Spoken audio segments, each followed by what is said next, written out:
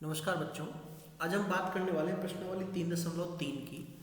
इस प्रश्नावली में हमें बेसिकली प्रश्नों को प्रतिस्थापन विधि से हल करना है। देखिए, प्रतिस्थापन विधि होती क्या है। इस विधि में आपको दो समीकरण दिए होंगे। उन दो समीकरण में से किसी एक समीकरण से आप x का या y का मान ज्ञात करेंगे और उसको वापस दूसरे समीकरण में रख देंगे। जैसे मैं इसको नाम दे रहा हूँ समीकरण नंबर 1, इसको नाम दिया समीकरण number 2।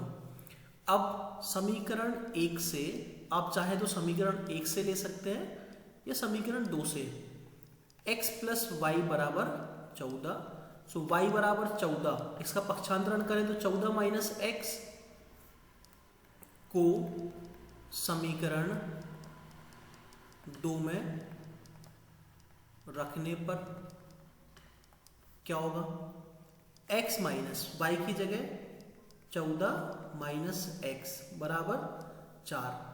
x minus minus sign को अंदर मल्टीप्लाई करें तो ये माइनस का 14, ये माइनस माइनस क्या हो जाएगा, माइनस माइनस जब भी मल्टीप्लाई होता है प्लस हो जाता है, इज इक्वल टू 4। x और x 2x माइनस 14 बराबर 4, 2x बराबर 18, x बराबर 9।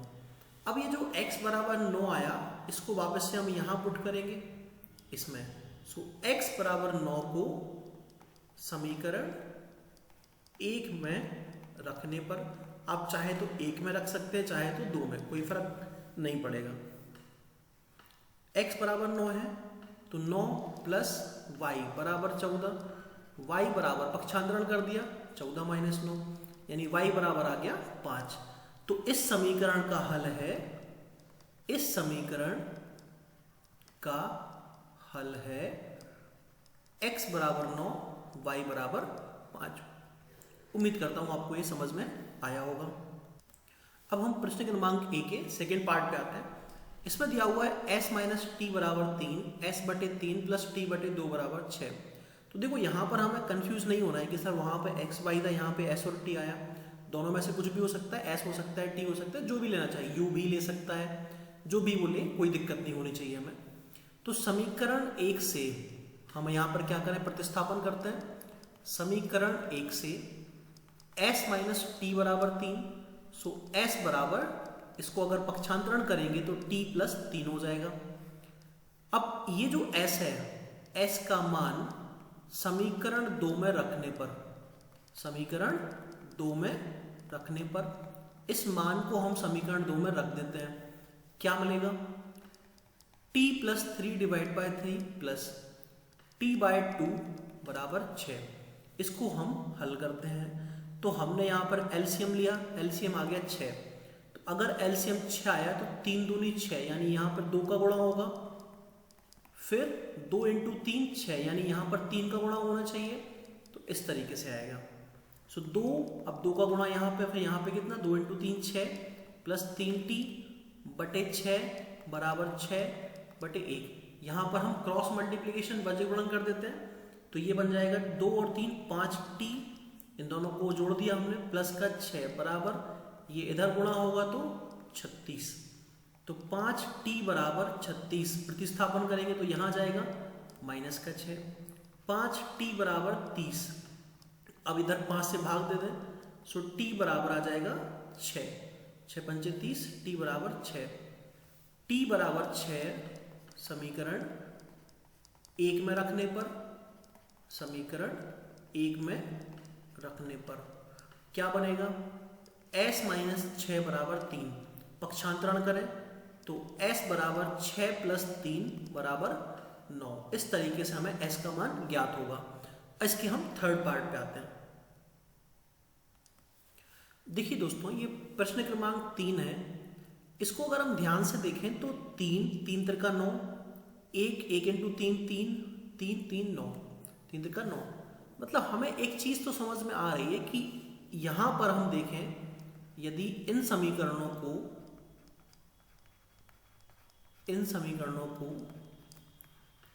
a1x प्लस b1y बराबर c1 एवं a2x प्लस b2y बराबर c2 से तुलना करें तो यहाँ A1 बटे A2 बराबर B1 बटे B2 बराबर C1 बटे C2 बराबर 1/3 है।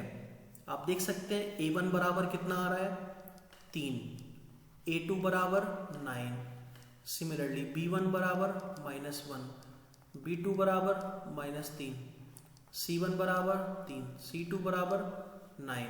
तो ये बन जाएगा A1 अपॉन A2 बराबर B1 अपॉन B2 बराबर C1 अपॉन C2। अतः इस समीकरण के अनंत हल होंगे। अतः इस समीकरण के अनंत हल होंगे। तो इसका कोई एक सॉल्यूशन हम फाइंड नहीं कर सकते हैं। आप प्रतिस्थापन विधि लगाएंगे भी तो इसका कोई एक हल नहीं आएगा, इसीलिए इसके अनंत हल होंगे। इसका एक अद्वितीय हल नहीं होगा। इसका एक अद्वितीय हल नहीं होगा। अद्वितीय हल नहीं होगा। आप यहाँ पर x और y की कोई एक एक वैल्यू फाइंड नहीं कर पाओगे। x और y में कोई एक पूरा रिलेशन मिलेगा। तो ये इस तरीके से होगा।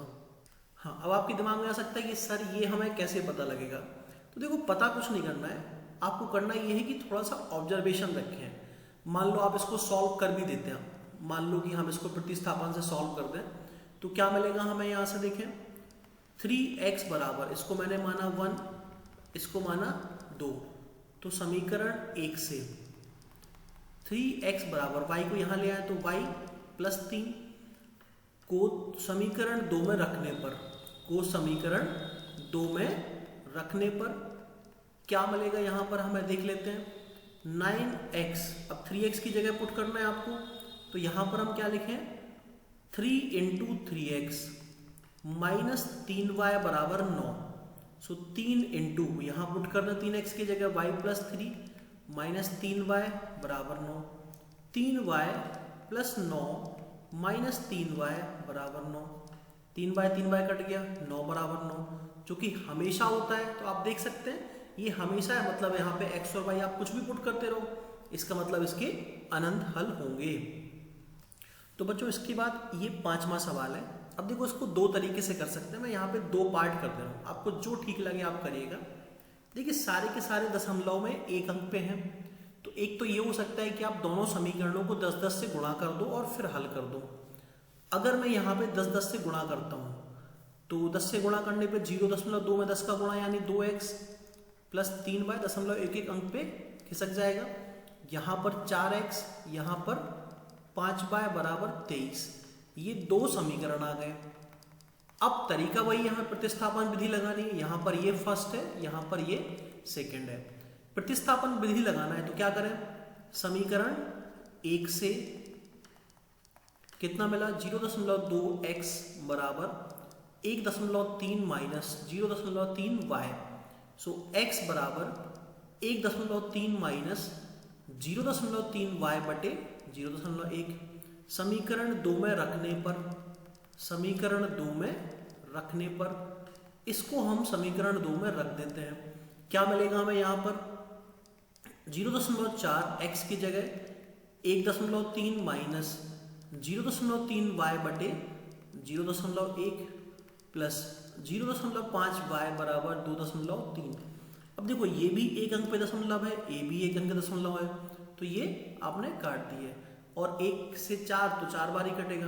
अब 4 का अंदर गुणा करते हैं, तो 1.3 गुणा 4 माइनस 0.3 गुणा 4 इंटू वाई प्लस 0.5 वाई बराबर 2.3। यहाँ कितना होगा, 4 का गुणा करोगे आप 1.3 में तो 5.2 माइनस ये कितना होगा 1.2 वाई प्लस 0.5 बराबर 2.3।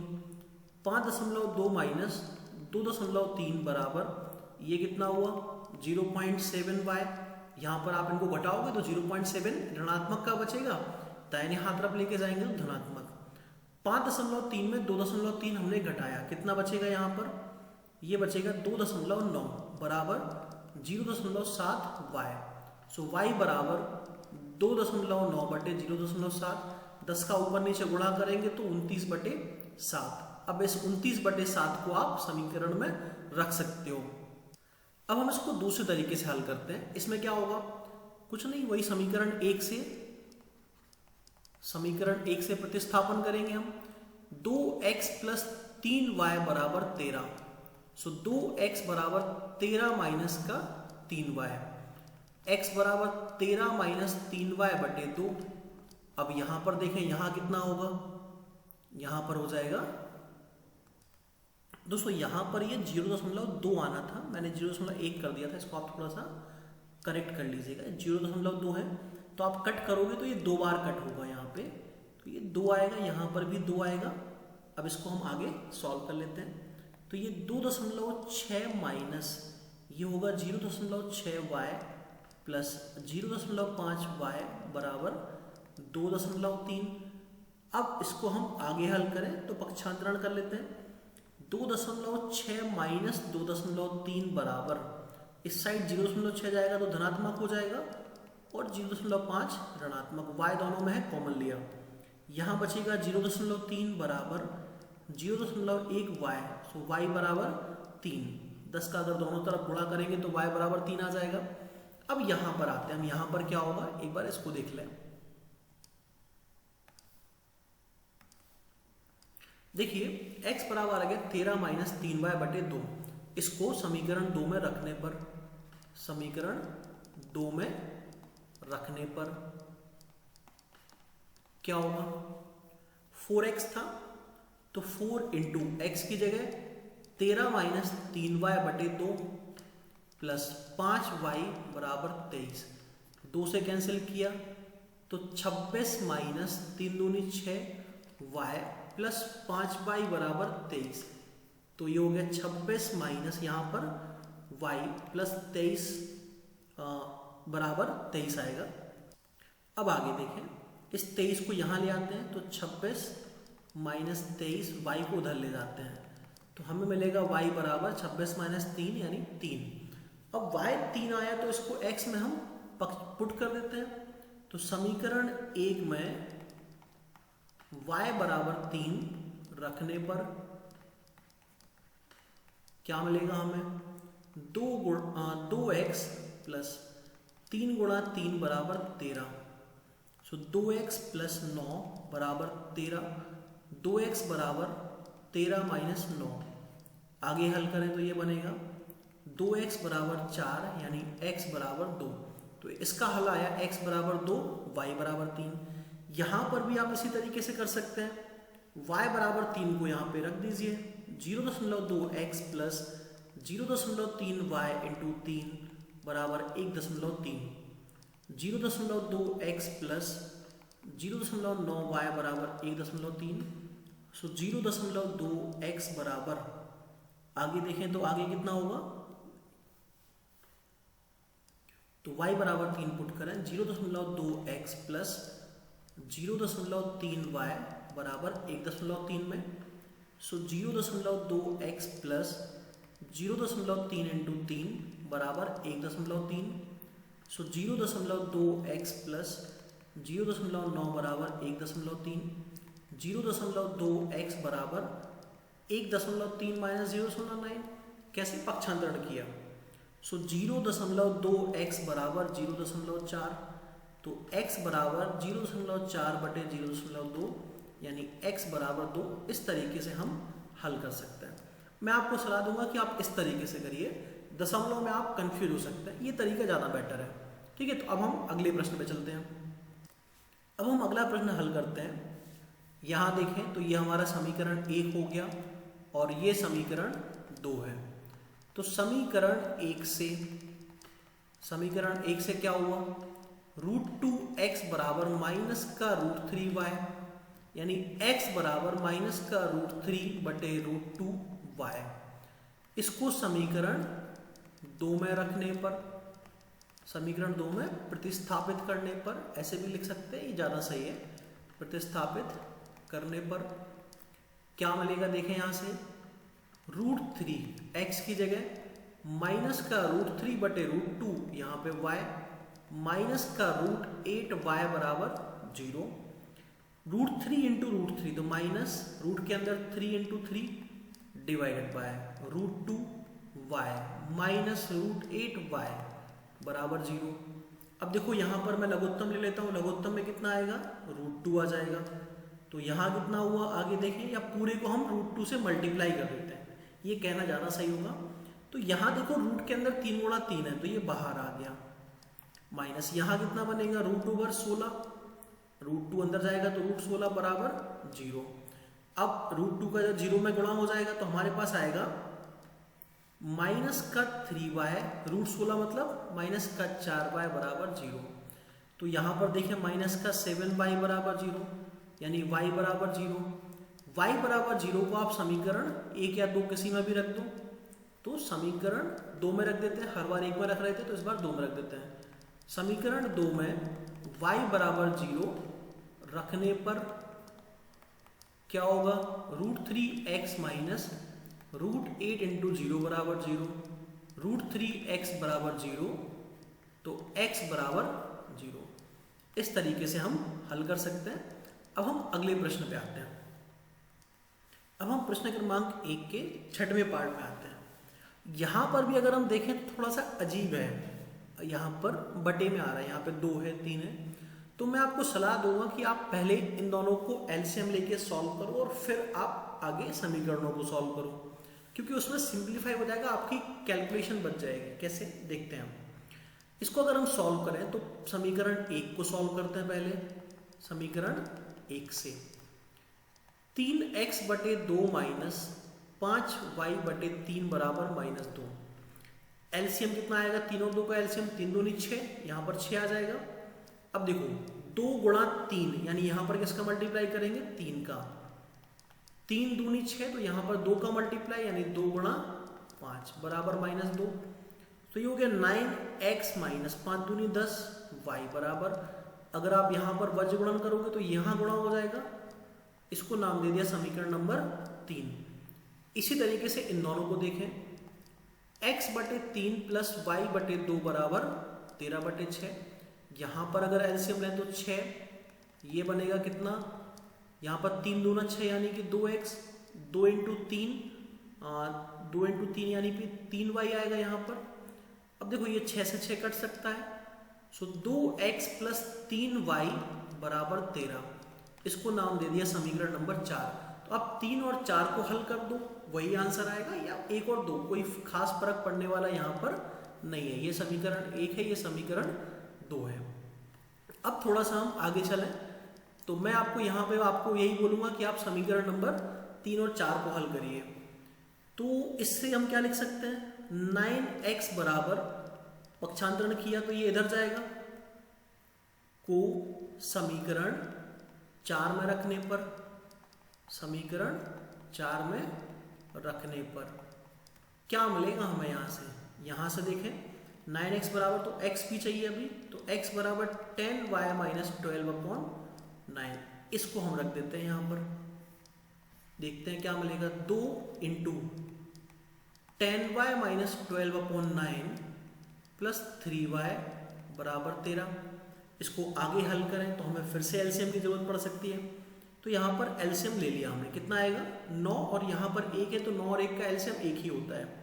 यहाँ कितना, 2 गुणांक के साथ ये लिखा हुआ है तो वो सेम लिख देते हैं, 10y माइनस 12, क्योंकि 9 एकम 9 तो 1 यहाँ पे कुछ नहीं आएगा, प्लस 9 का यहाँ गुणा होगा तो 27 बराबर 13। इसको हम आगे हल करें तो हमें क्या मिला, 20y माइनस 12 दूनी 24 प्लस 27y बराबर, इसका फिर से हम क्रॉस मल्टीप्लीकेशन वज्र गुणन, सो 13 गुणा 9, ये कितना हुआ 27 और 20 47y माइनस 24, 13 नंबर 117, 47y बराबर 117 प्लस 24, पक्षांतरण कर दिया, तो 47y बराबर 117 और 24, ये बन जाएगा 141।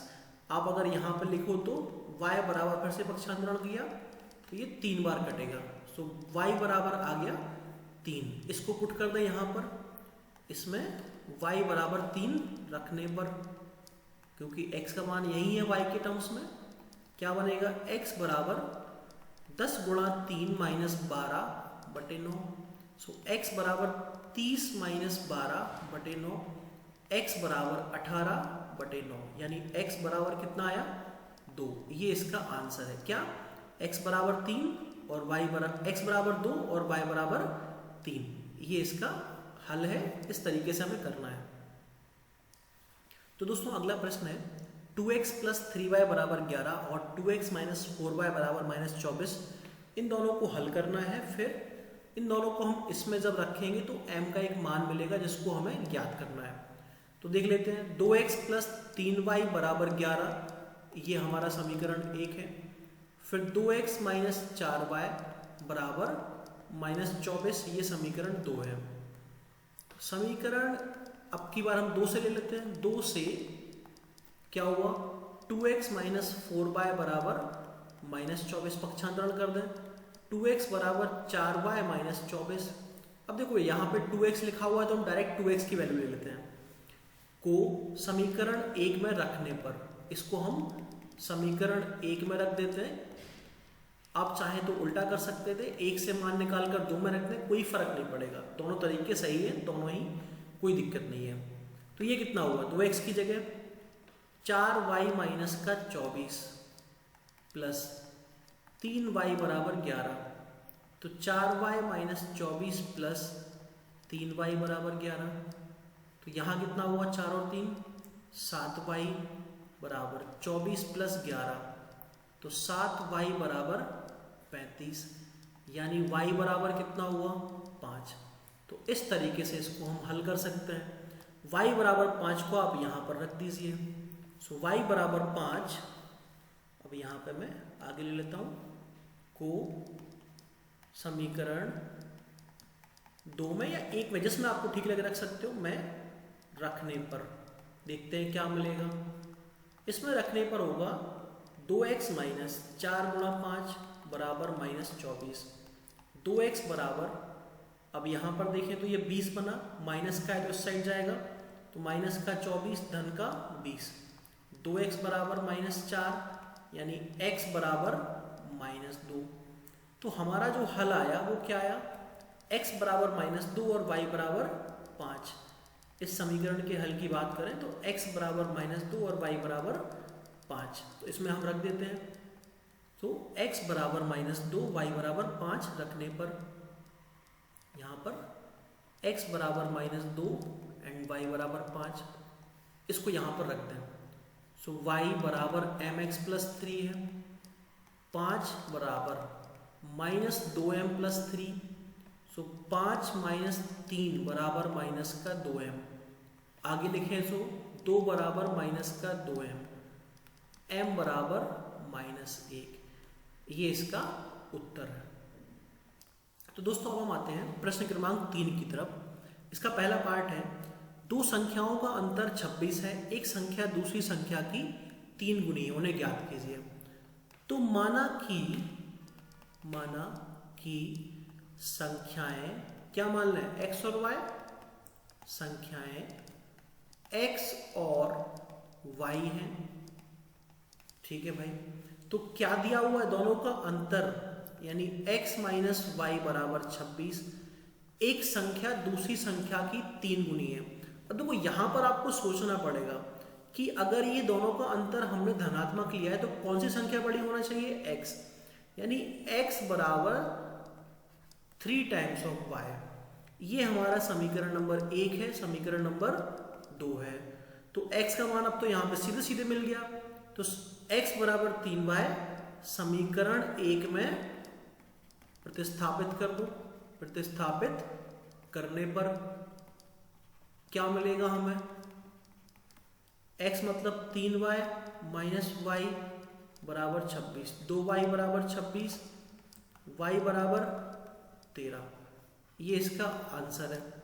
आगे चले फिर हम, अब देखिए y अगर 13 है तो x कितना हो जाएगा, x बराबर 3y है तो x बराबर 3 × 13 मतलब कि 39।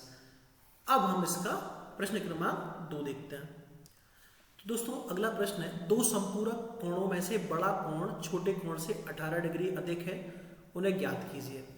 तो माना कि कोण x और y है, माना कि कोण x और y है, तब संपूरक कोण वो कोण होते हैं जिनका योग 180 डिग्री है। x प्लस वाई बराबर 180 डिग्री। बड़ा कोण छोटे कोण से 18 डिग्री अधिक है। मान लेते हैं x हमारा बड़ा कोण है, छोटा वाला y है, सो x माइनस वाई बराबर 18 डिग्री। ये हो गया समीकरण नंबर 1, ये हो गया समीकरण नंबर 2। अब यहाँ पर देखें तो x बराबर 18 डिग्री प्लस y, पक्षांतरण कर दिया, डायरेक्ट निकल आया, को समीकरण 1 में रखने पर, समीकरण 1 में रखने पर इसको हम समीकरण 1 में रखेंगे तो क्या मिलेगा, 18 डिग्री प्लस y बराबर 180 डिग्री। सो 18 डिग्री प्लस 2y बराबर 180। सो 2y बराबर 180 माइनस 18, 2y बराबर 162 डिग्री, यानी y बराबर 81 डिग्री। अब अगर y 81 है तो यहां से x देख लेते हैं। x बराबर 18 डिग्री प्लस का y, सो x बराबर 18 डिग्री प्लस 81 डिग्री, यानी x बराबर 99 डिग्री। तो इस तरीके से हम x और y दोनों कोण ज्ञात कर सकते हैं। अब हम प्रश्न क्रमांक 3 पे चलते हैं। तो दोस्तों प्रश्न क्रमांक 4 पे आते हैं। एक क्रिकेट टीम के कोच ने 7 बल्ले तथा 6 गेंदें 3800 रुपए में खरीदी। बाद में उसने 3 बल्ले तथा 5 गेंदें 1750 रुपए में खरीदी। प्रत्येक बल्ले एवं गेंद का मूल्य ज्ञात कीजिए। तो यहाँ पर हम क्या करें, माना कि प्रत्येक बल्ले का मूल्य x रुपए है, एवं प्रत्येक गेंद का मूल्य y रुपए है। ये हमने यहाँ पे मान लिया कि प्रत्येक बल्ले का मूल्य x है, प्रत्येक गेंद का मूल्य y रुपए। तब प्रश्नानुसार हमें क्या दिया हुआ है उसके हिसाब से हम इसको हल करते हैं। प्रश्नानुसार 7 बल्ले मतलब 7x प्लस 6 गेंदें 6y, क्योंकि एक बल्ले का मूल्य x है, एक गेंद का मूल्य कितना हुआ 3800। ये हमारी पहली समीकरण हो गई। 3 बल्ले और 5 गेंदें, तो 3 बल्ले का कितना, एक बल्ले का x, 3 बल्ले का 3x, 5 गेंद, एक गेंद का y, तो 3 गेंद का 5y, दोनों को जोड़ेंगे तो कितना आना चाहिए 1750। ये हमें यहाँ से समझ आया। प्रतिस्थापन विधि लगानी है तो वही करते हैं। यहाँ से देखें तो 3x बराबर 1750 माइनस 5y, x बराबर 1750 माइनस 5y डिवाइडेड बाय 3। अब क्या करें, हम इसको वापस से समीकरण नंबर 1 में रख देते हैं। तो को समीकरण 1 में रखने पर क्या मिलेगा, समीकरण 1 में रखने पर देख लेते हैं। ये हो गया 7 इंटू 1750 माइनस का 5y डिवाइड बाय 3 प्लस का 6y बराबर 3800। अब यहाँ पर हमें एलसीएम लेना ही पड़ेगा, तो देख लेते हैं कितना बनेगा। 7 गुणा 1750 माइनस 7 पंचे 35y प्लस 3 का गुणा यहाँ पे होगा तो 18y डिवाइडेड बाय 3, ये हमने एलसीएम ले लिया, बराबर 3800। इसको थोड़ा और आगे सॉल्व करें तो क्या बन गया, 7 गुणा 1750 को हमने ऐसे रहने दिया थोड़ी देर के लिए। 7 गुणा 1750 माइनस यहाँ कितना होगा, 35 में से 18 जाएगा तो 17, क्योंकि नेगेटिव वाला बड़ा है तो नेगेटिव में आएगा, बराबर यहाँ पर 3 जाएगा तो 3800 गुणा 3 हो गया ये। अब 1750 गुणा 7 हमें ज्ञात करना पड़ेगा, ज्ञात कर लेते हैं। तो अगर हम 7 गुणा 1750 ज्ञात करें तो आएगा 12250 और 3800 गुणा 3 आएगा 11400। आप चाहें तो इसको करके देख सकते हैं, पक्षांतरण कर देते हैं। तो 12250 माइनस 11400 बराबर 17y। तो यहाँ से ये बचा 850 बराबर 17y। सो y बराबर 850, पक्षांतरण फिर से, तो ये कट कर दिया, सो y बराबर आ गया 50। इसको क्या करें हम समीकरण 1 में या 2 में रखने पर, चलो समीकरण 1 में रख देते हैं इसको। तो देख लेते हैं समीकरण 1 में रखने पर क्या मिलेगा हमें, y बराबर 50 आया, ये समीकरण 1 है। 7x प्लस 6 गुणा 50 बराबर 3800, तो 7x प्लस यहाँ देखें तो 300 बराबर 3800। 7x बराबर 3800 माइनस 300 हो जाएगा, यहाँ पर पक्षांतरण करेंगे तो, यानी 7x बराबर 3500, x बराबर 500। इसका मतलब बल्ले का मूल्य कितना हुआ, x यानी कि 500 रुपये, और गेंद का जो मूल्य है वो 50 रुपये है। बल्ले का मूल्य x बराबर 500 और गेंद का मूल्य y बराबर 50 रुपये। तो इसको बाद में हम लिख के इस तरीके से हल कर सकते हैं। अब हम अगले प्रश्न पे आते हैं। इसके बाद आंसर में आपको लिखना है, तो प्रत्येक बल्ले का मूल्य x रुपये यानी 500 रुपये है, प्रत्येक गेंद का मूल्य y यानी 50 रुपये है। तो दोस्तों अगला सवाल है, एक नगर में टैक्सी के भाड़े में नियत भाड़े के अतिरिक्त चली गई दूरी पर भाड़ा सम्मिलित किया जाता है। 10 किलोमीटर दूरी पर भाड़ा 105 रुपये है, 15 किलोमीटर के लिए भाड़ा 155 रुपये है, और साथ ही साथ बोला गया है कि नियत भाड़ा प्रति किलोमीटर भाड़ा क्या है। सो माना कि नियत भाड़ा, मतलब अगर आप गाड़ी पे चढ़ गए तो इतना लगना ही लगना है। नियत भाड़ा x रुपये है तथा प्रति किलोमीटर भाड़ा, अब जितना आप ट्रेवल करेंगे उसके हिसाब से पैसा लगेगा। प्रति किलोमीटर भाड़ा y रुपये है, यानी अगर आपने 1 किलोमीटर चल लिया उसमें बैठ के तो y रुपये लगेंगे, और x तो लगने लगना है, आप गाड़ी पे चढ़ गए तो x लग गए हैं। तब 10 किलोमीटर चलने में लगने वाला भाड़ा अब देखिए कितना होगा, x लगने ही लगना है प्लस प्रत्येक किलोमीटर में y लग रहा है, तो 10 किलोमीटर में 10y, परंतु ये कितना दिया हुआ है हमें 105, समीकरण नंबर 1। फिर उसने आगे बोला है कि 15 किलोमीटर के लिए 155 रुपये है, यानी x प्लस 15y, क्योंकि नियत लगेगा और 15 किलोमीटर का जो भी लगना है वो 15y बराबर कितना दिया हुआ है 155। ये समीकरण नंबर 2 है। यहाँ से x का मान फाइंड कर लेते हैं, 155 माइनस का 15y, और समीकरण 1 में रखने पर या प्रतिस्थापित करने पर देखते हैं हम आगे क्या मिलेगा। समीकरण 1 में इसको रखें तो हमें यहां पर मिलेगा x की जगह आया 155, 155 माइनस 15y प्लस का 10y बराबर 105। सो 155 माइनस का 15 प्लस का 10 यानी माइनस का 5y बराबर 105। 155 माइनस 105 बराबर 5y, ये कितना हुआ 50, यानी y कितना हो गया y बराबर 10।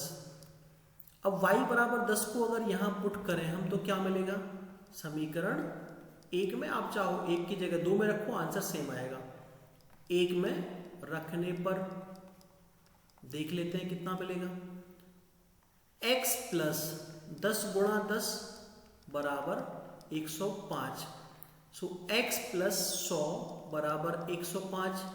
सो x बराबर 105 माइनस का 100, सो x बराबर 5, यानी कि नियत भाड़ा कितना हुआ 5 रुपये, नियत भाड़ा 5 रुपये एवं प्रति किलोमीटर भाड़ा एवं प्रति किलोमीटर भाड़ा 10 रुपये है, यानी जितने किलोमीटर चलेंगे आप उतने का 10 का गुणा करके आपको देना पड़ेगा। तब 25 किलोमीटर का भाड़ा होगा, कितना हो जाएगा देखते हैं हम।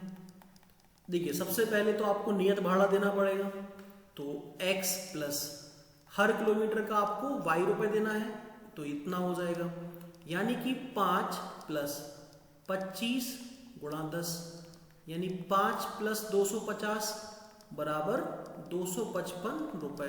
तो इतने रुपए भाड़ा देना पड़ेगा। ये इसका उत्तर है। अब हम अगले प्रश्न पे चलते हैं।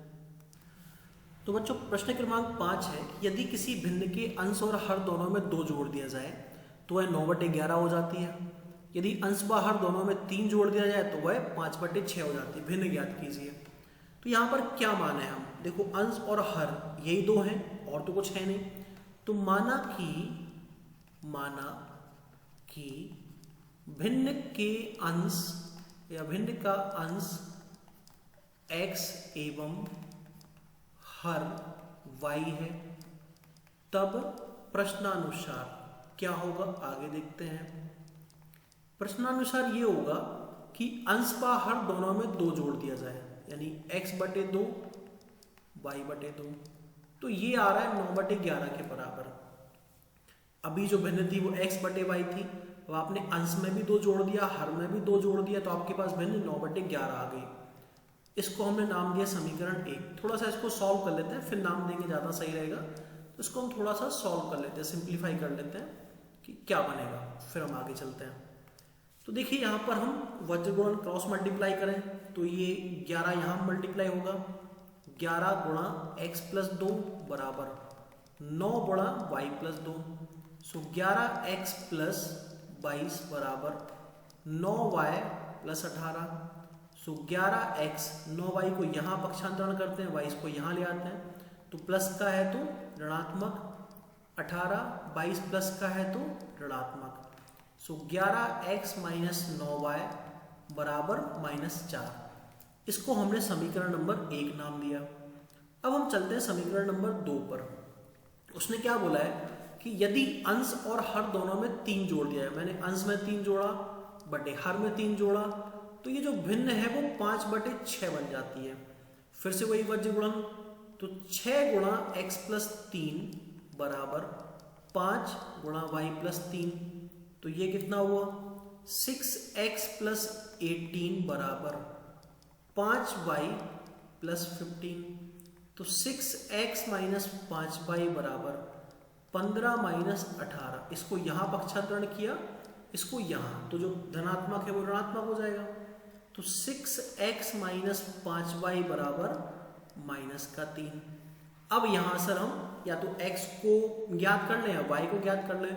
हर बार हम x को कर रहे हैं, इस बार y को कर देते हैं। चलो तो एक काम करते हैं, 6x इसको यहाँ बुला लेते हैं, इसको यहाँ, +3 बराबर 5y।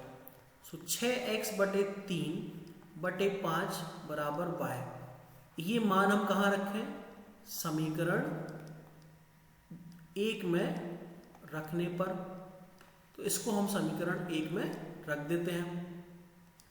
समीकरण 1 है 11x - 9y बराबर -4, y का मान रख देते हैं। तो ये बनेगा हमारे पास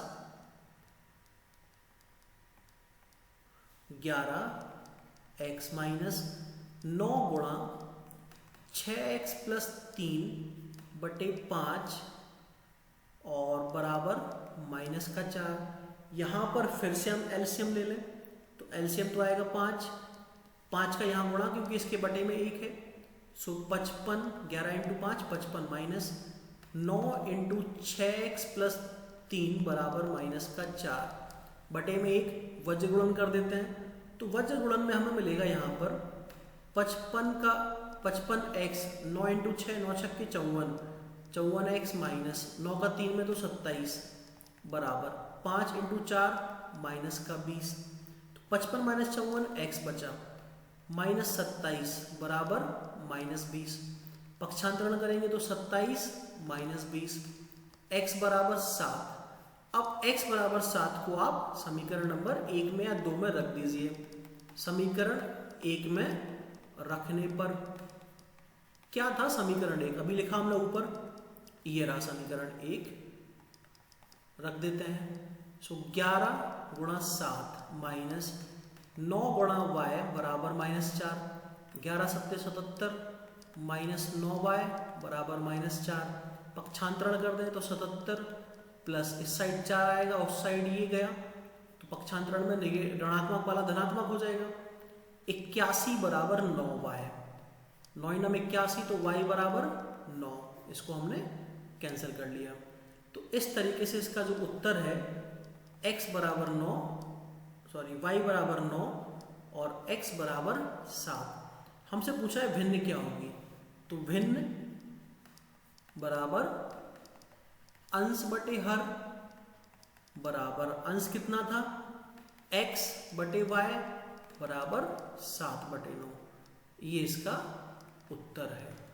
x बराबर 7 और y बराबर 9। इसके बाद हम आखिरी प्रश्न पे चलते हैं। तो अगला प्रश्न है हमारा, 5 वर्ष बाद जैकब की आयु उसके पुत्र की आयु से 3 गुनी हो जाएगी। 5 वर्ष पूर्व जैकब की आयु उसके पुत्र की आयु से 7 गुनी थी। हमें दोनों की वर्तमान आयु चाहिए, तो जो हमें ज्ञात करना उसी को मान लेते हैं। माना जैकब की वर्तमान आयु, जैकब की वर्तमान आयु x वर्ष है एवं उसके पुत्र की वर्तमान आयु, उसके पुत्र की वर्तमान आयु y वर्ष है। अब ये x है और y है, तो इसके हिसाब से देखें हम, अगला 5 वर्ष या तो बाद की बात हो रही है या पूर्व की बात हो रही है, तो फ्लैशबैक में चलते हैं। पहले आगे चल लेते हैं, 5 वर्ष बाद इसकी बात कर लेते हैं। जैकब की आयु कितनी हो जाएगी, जैकब की आयु तो 5 आगे x प्लस 5 वर्ष, आप सबने क्लास 8th में ऐसे क्वेश्चंस किए होंगे। और जैकब के पुत्र की आयु जो आज है उसमें 5 ज्यादा, y प्लस 5 वर्ष।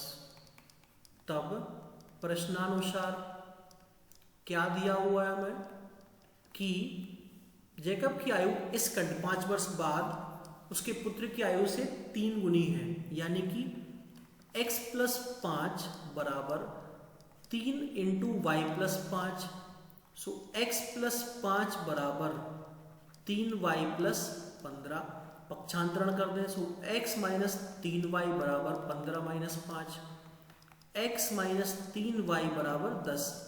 ये है समीकरण नंबर 1। अब हम चलते हैं समीकरण नंबर 2 पर। तो उसमें बात हो रही है 5 वर्ष पूर्व की। तो 5 वर्ष पूर्व जैकब की आयु क्या होगी। अब हम फ्लैशबैक में जा रहे हैं। जैकब की आयु 5 वर्ष कम कर देते हैं क्योंकि वर्तमान आयु क्या है, x है। x माइनस 5 वर्ष। पुत्र की 5 वर्ष पहले आयु क्या होगी, पुत्र की आयु बराबर y माइनस 5 वर्ष। तब प्रश्नानुसार क्या होगा, जैकब की आयु पुत्र की आयु से 7 गुना थी, तो हमें ये मिलेगा। तो x माइनस 5 बराबर 7y minus 35, x minus 7y बराबर 5 माइनस 35, x माइनस 7y बराबर माइनस 30। ये हो गया दूसरा। तो x बराबर 7y माइनस 30। अब इसको समीकरण 1 में रखने पर, समीकरण 1 में रखने पर कितना बनेगा, देखिए x minus 3y equal to 10 थी। समीकरण 1 क्या था, x minus 3y equal to 10, ये लिखा हुआ है। तो इसमें x का मान यहां सेकंड समीकरण से प्रतिस्थापित कर देते हैं। तो 7y माइनस 30 माइनस का 3y बराबर 10। तो 7y माइनस का 3y माइनस का 30 बराबर 10। पक्षांतरण कर दे 7 में से 3, तो 4y बराबर 30 प्लस 10, 4y बराबर 40। सो y बराबर 10। y बराबर 10 है, इसको हम समीकरण 2 में रख देते हैं। यहाँ पर ये समीकरण 2 है, चाहे 1 में रख दें चाहे 2 में। y बराबर 10 समीकरण 2 में रखने पर क्या मिलेगा देख लेते हैं। x माइनस 7 गुणा 10 बराबर माइनस 30, x माइनस 70 बराबर माइनस 30, सो x बराबर 70 माइनस का 30 एज इट इज, तो x बराबर हो गया 40। यानी कि जैकब की वर्तमान आयु, जैकब की वर्तमान आयु 40 वर्ष है एवं उसके पुत्र की वर्तमान आयु 10 वर्ष है। तो यहां पर हमारी प्रश्नावली 3.3 समाप्त होती है। उम्मीद करता हूं आपको पसंद आया होगा। अगर आपको पसंद आया तो वीडियो को लाइक करें, शेयर करें, सब्सक्राइब करें। Thank you.